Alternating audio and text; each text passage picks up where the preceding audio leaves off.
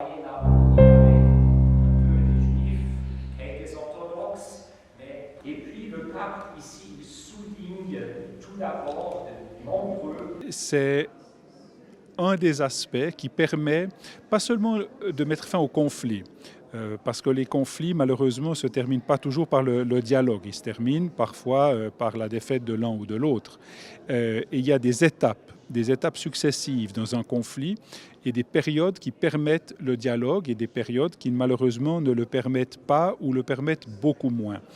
Mais ce que le dialogue interreligieux, dans son expression la plus moderne, et c'est aussi le sens qu'a le Maroc de cette thématique, c'est qu'il est important, pas seulement pour des questions théologiques, mais il est aussi très très important pour des questions sociétales. Par exemple, comme l'a montré le professeur Schmitt, ça peut être des questions de santé, des questions environnementales, qui en tant que telles n'ont pas d'objectif et de thématique religieuse. J'ai eu l'occasion de passer quelques jours ici au Maroc et je vais me référer à deux institutions que j'ai pu visiter.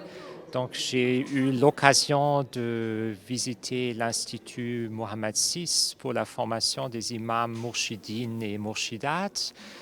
Et là, j'étais impressionné parce que il y a aussi des cours sur le judaïsme et le christianisme.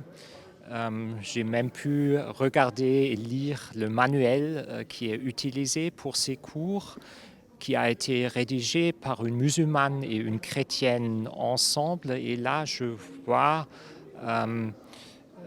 la tentative sincère vraiment d'essayer de comprendre une religion sur la base de ses propres textes, de ses propres sources. Et il me semble que ce soit un fondament très important pour ce dialogue de faire cet effort. Et c'est une contribution très importante pour ce dialogue déjà dans les institutions de formation, de préparer aussi les futurs imams et mourchidates à cette tâche.